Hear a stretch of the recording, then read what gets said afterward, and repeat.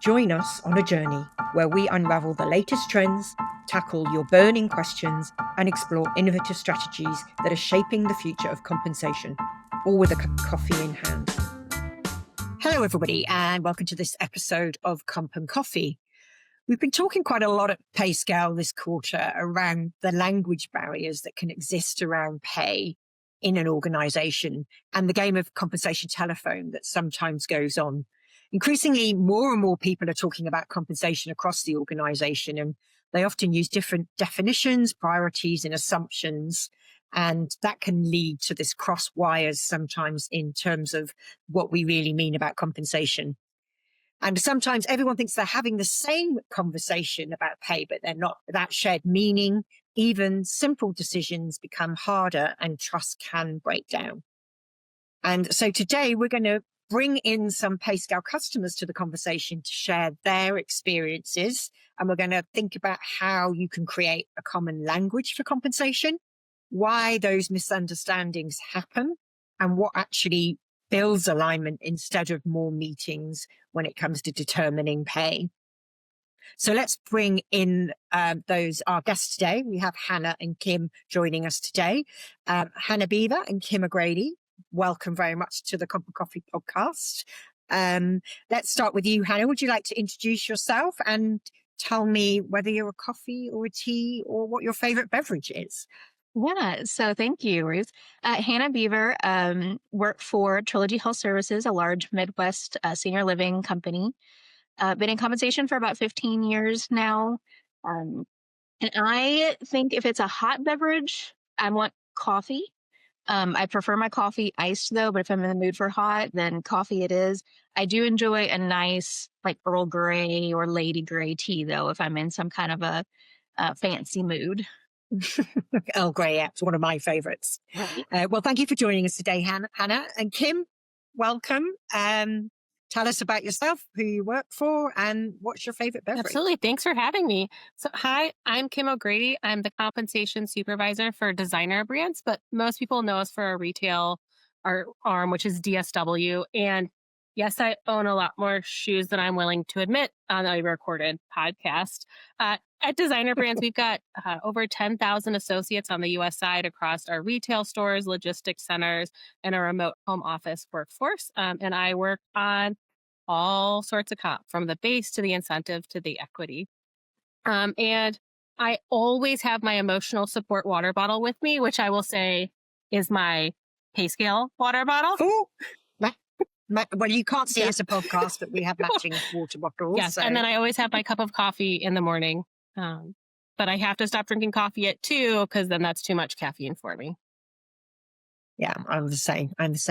And you don't see us all on video at the same time on the podcast, but we are actually all wearing very autumnal or wintry hues, I would say. So I'm wearing burgundy. Kim, you've got a nice rich red on, and Hannah, you've got like a pinky red on. So we're kind of all matching each other today. That was wholly unintentional. So anyway, welcome to Comp and Coffee, and thanks for bringing your favorite beverages with you.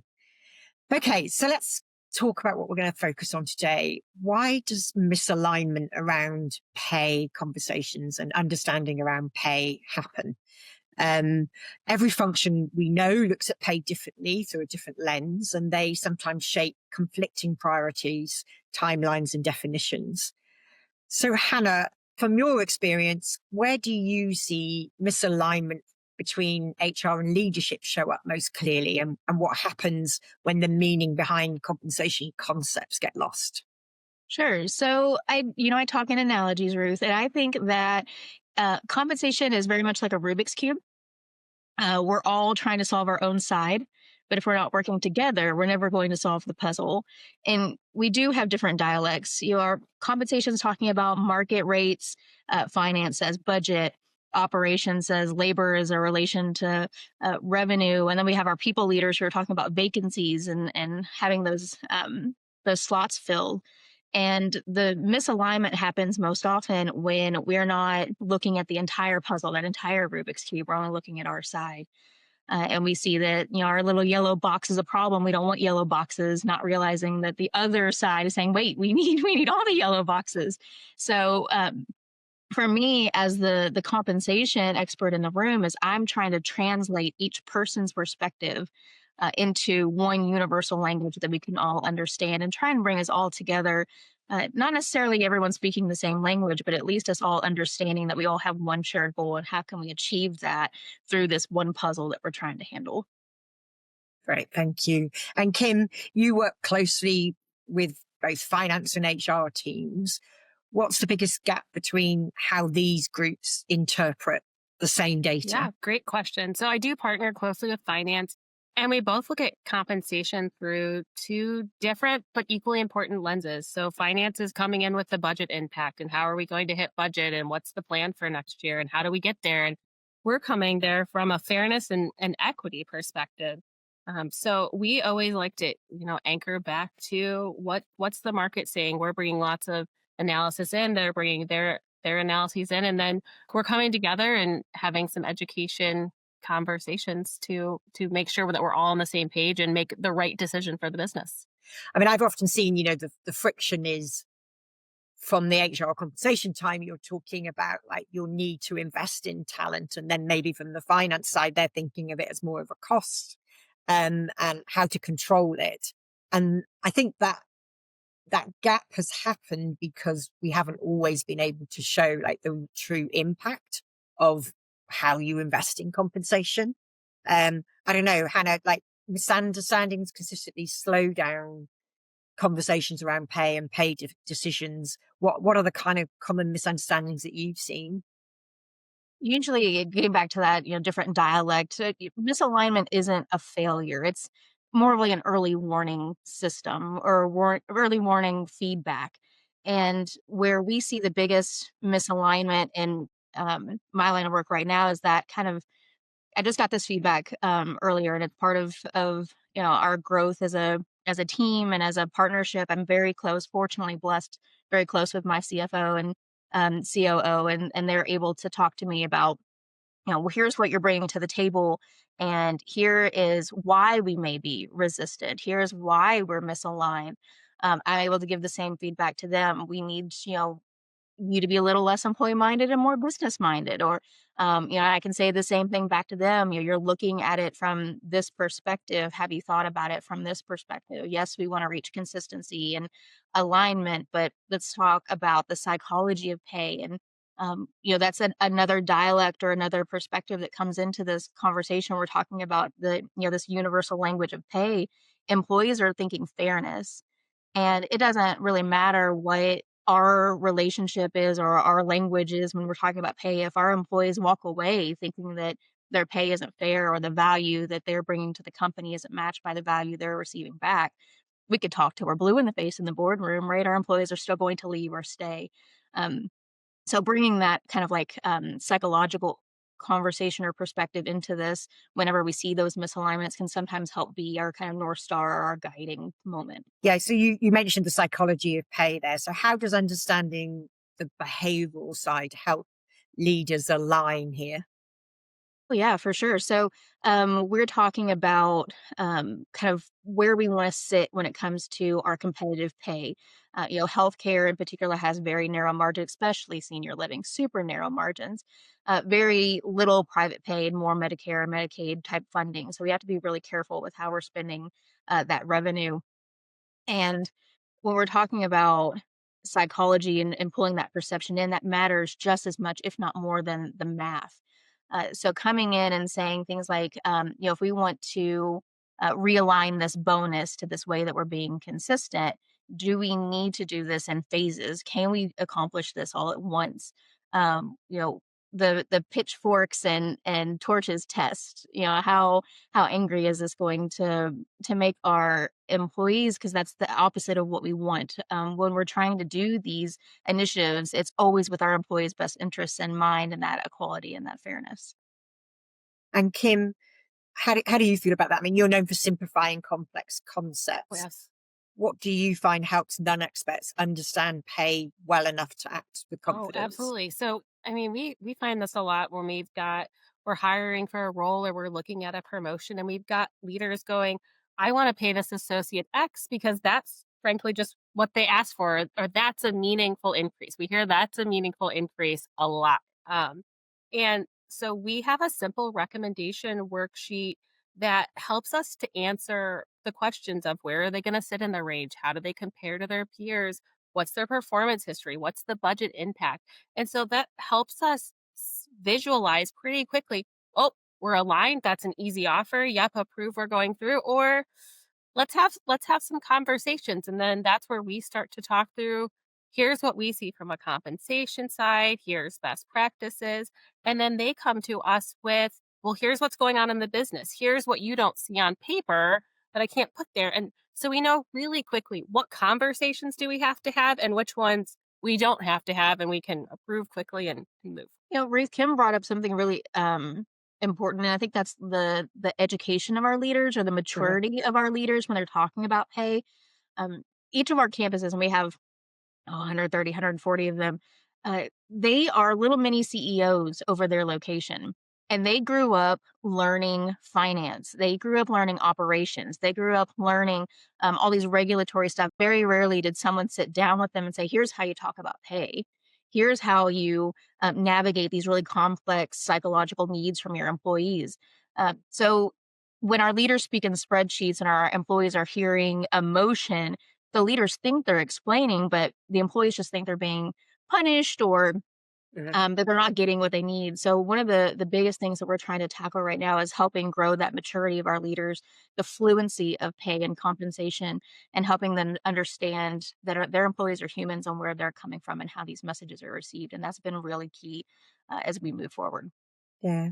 And I like, Kim, when you were talking about how each side, like the managers and then obviously you in HR and compensation, bring different sides to this. So we're kind of explaining how we think the compensation philosophy plays out. But there, as you said, bringing in the other aspects of, we know that you might have the best compensation philosophy out there and you might have your compensable factors very clearly articulated, but people are still people, and there are often like reasons why you're paying someone or having to do something with someone's pay that may not be like 100% aligned with your compensation philosophy. I don't know, how do you both feel about that, Kim? Is that something that you come across quite a lot? It happens.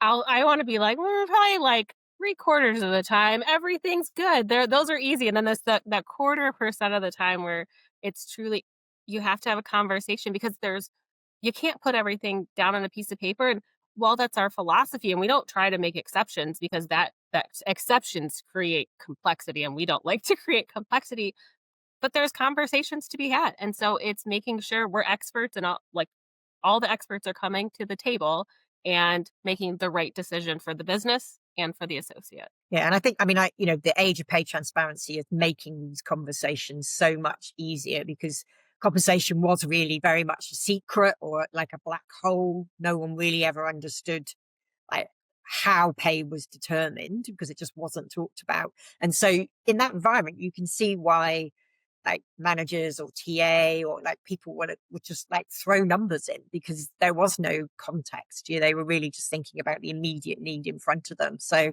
that really has changed as we all start to think more about like what are the things that drive pay differentiation in our organization.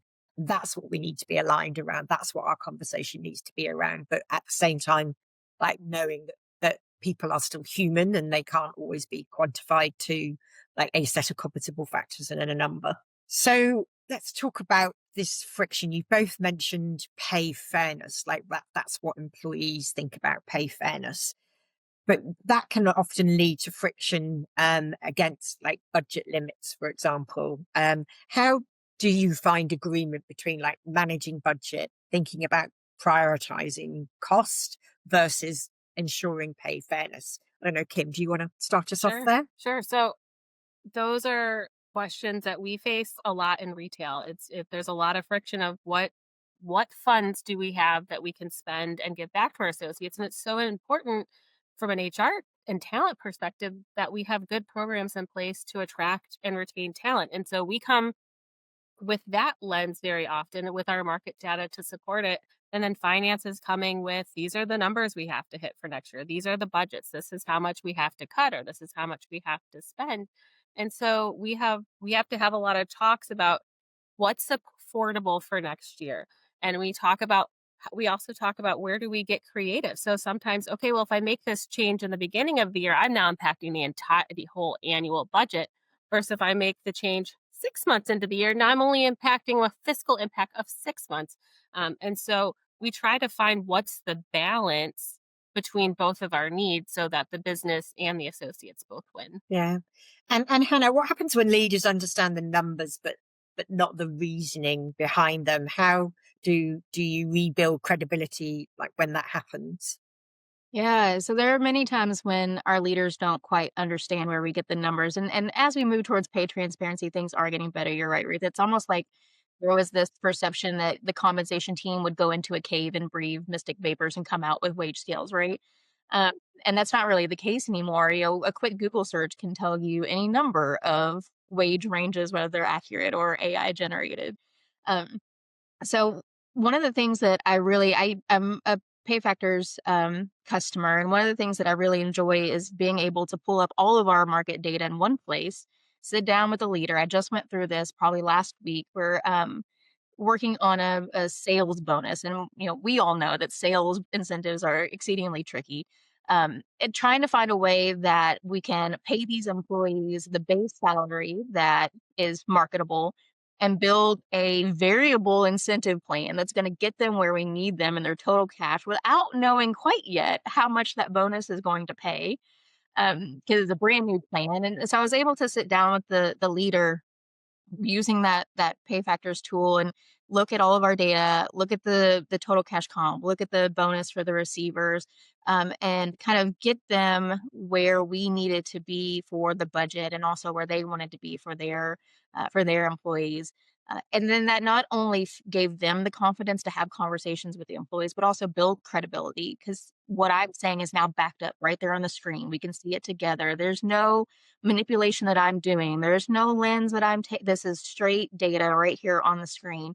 And being able to show that and back up the words that I'm saying really built credibility with me, and then allowed that leader to build credibility with their employee that they are getting paid fairly for the work they're doing. Yeah, so data's important. It is important.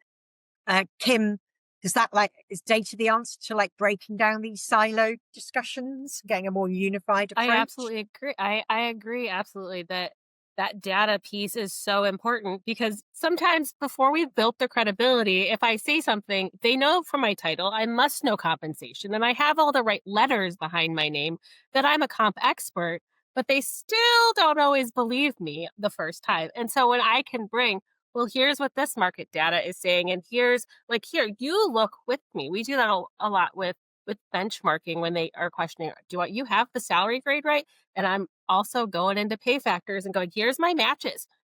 Feel free. Here's how we benchmark. This is the percentage we're looking for. Here's why we're trying to get a combination of these, and explaining to them, here's how we then use the data. That helps to give them a better lens to go, oh, okay, Kim knows what she's doing. I can trust the number she's coming with. She's not just pulling these numbers out of a hat. She's got real data sources to support what she's saying. So you're both saying that the tool, without being an ad, because we never use Comp and Coffee as an advert for the products, but you're both saying the tools help, like Pay Factors helps build credibility. Why is it doing that? Do you want I think anytime you can show objectively what the market is doing, showing that you are not bringing bias, that you are truly that unbiased business partner, I think builds that credibility or helps. I also enjoy the fact that it's kind of real time, like, and again, not sound like an advertisement, but Verse and all those other pieces within pay factors of that data set, I can manipulate, and the leader in real time can say, "Oh, well, it's because you didn't take into account that we're in healthcare," and I could say, "Well, now that you mentioned that, allow me to apply this healthcare lens, and here's what the data shows. You can see we're still in line." Um, and lets them have a little bit of fun with the data too. They're like, okay, well, this employee came to me and said that they're getting recruited for this other industry. What is that industry paying? Help me prepare for these conversations, and helping the leader get ahead of those conversations to where they're already ready with the answers and the data, I think helps build those relationships. Thank you, Hannah, for those insights. So we've talked about data, we've talked about training, we've talked about kind of like understanding both sides of the story. I think really, it's increasingly I'm seeing it's all stakeholders understanding the compensation story and it being one that everyone can believe in. So we all have our, we have data, we have pay ranges, but quite often we don't have a shared story about pay. And a strong compensation story can help explain how pay connects to business strategy, performance expectations, and the whole employee experience. And so you need that consistent story to be able to like foster employee trust, and help leaders communicate with confidence. And I think you've kind of been telling me about how you've been doing that in your organizations. Hannah, you support a large complex organization. What messages help people understand how pay supports the mission and goals of your organization? We don't make widgets. We're not a factory that's putting out some kind of product. Our people are our product. Um, we have Trilogy has what we call a flywheel to success, and it starts with our employees. They're working in our residents' homes. They're building these relationships. That continuity of care is so incredibly important. When you have an aging loved one, knowing that this is your nurse and has been your nurse, and your nurse understands the idiosyncrasies of your dad or your mom or your grandma or whatnot is so incredibly important. So having that continuity of care through retention, through attracting the best talent that we can possibly attract. I don't care what anyone says. I could not, if for as much as working in healthcare as I am, I could never be a nurse. I could never do the work that these people are doing. And I get goosebumps when I think about what type of a person it takes to work in this type of an environment and situation. So I think it's actually pretty easy to connect what we're doing and our clinical and customer outcomes back to pay, and how that's one of the primary drivers of why people are at our work. It was one of the last annual meetings I was presenting, and I asked everybody to stand up. And I said, okay, if I told you that you're not going to get paid for today, we've decided this is volunteer only, would you stay? Like if you're leaving, if you're walking out the door, sit down. And we had some few sit. And if it's going to be a week long, we're not going to pay for this entire week, would you walk out the door? And they would. When it's all said and done, for as rewarding and fulfilling as your work is, for as good of a cause you are working for, when it's all said and done, you are at work for pay. So connecting those two, I think, are actually pretty easy for us over on this field. And then, I mean, you talked about connecting people to the mission in your organization. Then what about business goals? Like, because ultimately you're running a business as well. So how do you explain to employees about how you're connecting what they're doing and how they're paid to business goals? That's harder, right? As we have some of our clinicians and nurses and our CNAs, they're seeing the day to day. They're in it. They're doing med passes or tray passes. They're navigating health crises for individuals. So it can be very hard to say, let's look at recidivism and should this pause and think, should this person go out to a higher level of care or out to the hospital? Is this something that we can handle in house? Can be really hard to connect back to the business. When you're in that moment, you're not thinking about Trilogy's revenue, right? You're thinking about what's best for this human being in front of you. So I think sometimes we have to have a little bit of grace with our employees and our staff.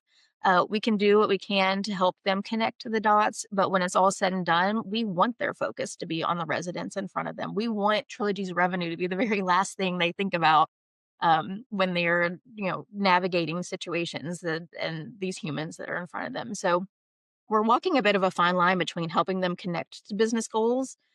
We absolutely want them part of our mission and our values and our service standards, but when it comes to the business goals, that's kind of one of the last things we want them to think about on purpose. Okay. And Kim, in your role, you're often coaching leaders on how to communicate pay decisions. For you, what turns an explanation into a story that feels credible and repeatable that managers can use? Sure. So one of the fun tools that we have here is we do a compensation essentials training. And it's for managers and above. And the last part of the training is, what does a good pay conversation look like? And what does a bad conversation pay like? And so we start with you're going to go have your performance and merit conversation. And what does a bad conversation look like? And it's like cringe-worthy bad. So the associate goes to you, how did you come up with my new pay? And the manager goes, I don't know. It's what HR told me. It's on the Excel. That's what the Excel spreadsheet says. And they go like, "Oh, yeah, like I would never want to have a conversation like that. Like that would make me very uncomfortable." And so then we go to here's what a good conversation is.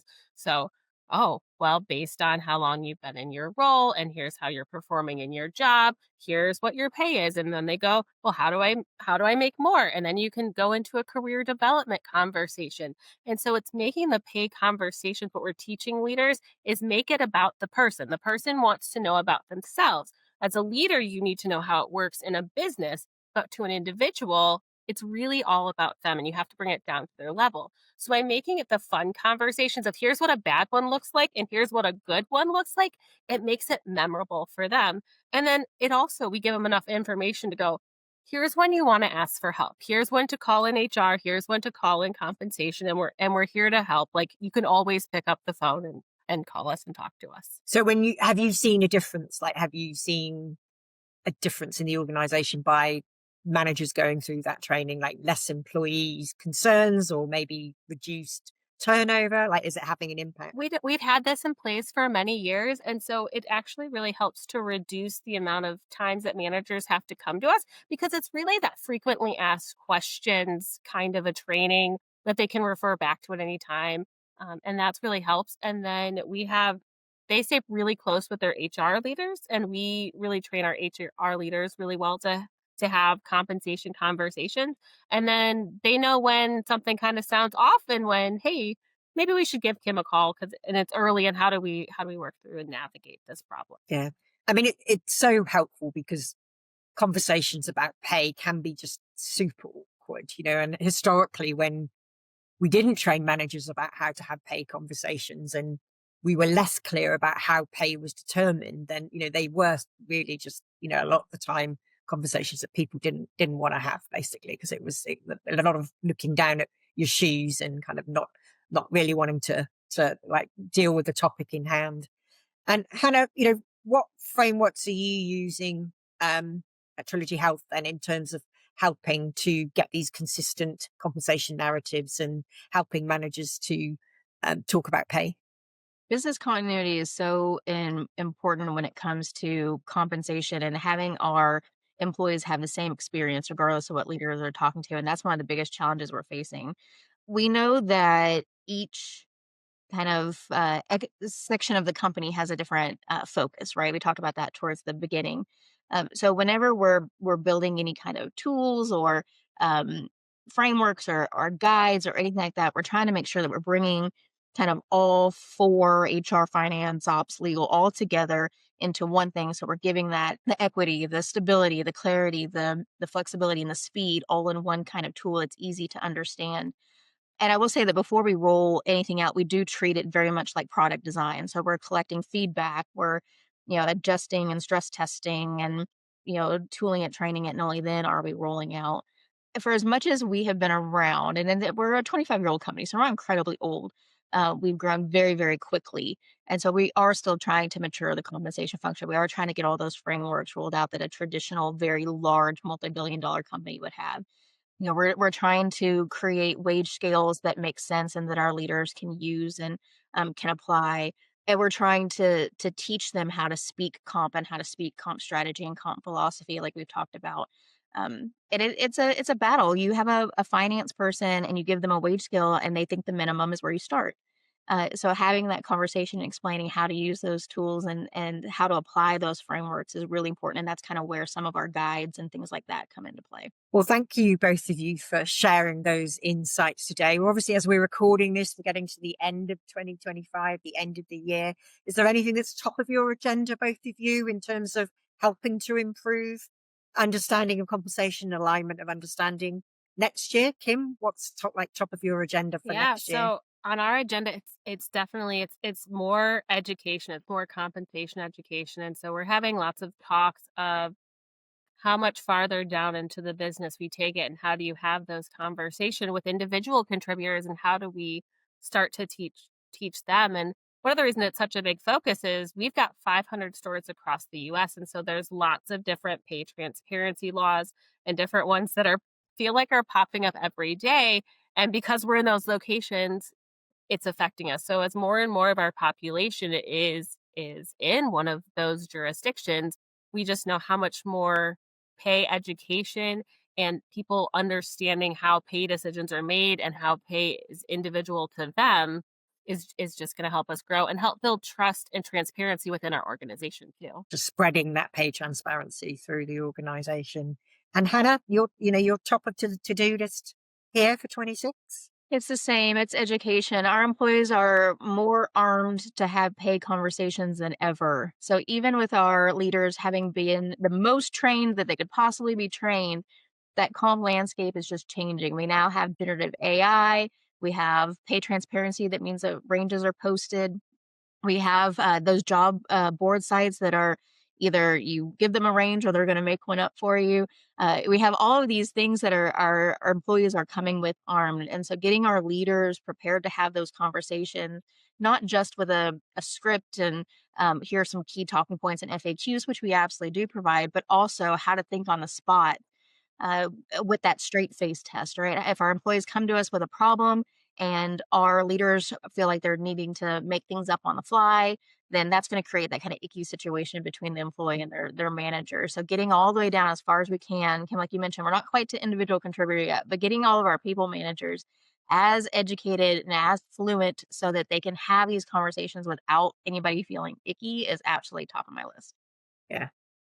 And it's so important, organizations don't succeed because they're the ones that pay the most. Organizations succeed when employees have trust in pay. And then that trust obviously translates to engagement, and your employees kind of want to be part of your story and part of your organization. So really fostering that a cross-functional alignment of understanding between HR, finance, legal and leadership and employees, so that we're kind of all speaking the same language is so important because it's very much a question of trust. So a big thank you, Hannah and Kim, for joining me today. It's been a great discussion. Really enjoyed hearing real life stories from inside your own organizations. And thank you all for listening in today. If you want to influence where compensation is heading next, you can join thousands of practitioners contributing to this year's Pay Scales Compensation Best Practice Survey. So we're currently fielding that. We've got a few more weeks, or I think actually probably about a week left as we record this episode. So the link to taking part in the CBPR study is in the show notes. And if you have anything that you would like us to talk about or any feedback on this episode, then you can email us at coffee@payscale.com. And we'd love to hear from you. But just to say a final thank you, Hannah and Kim, for joining me today. Thank you.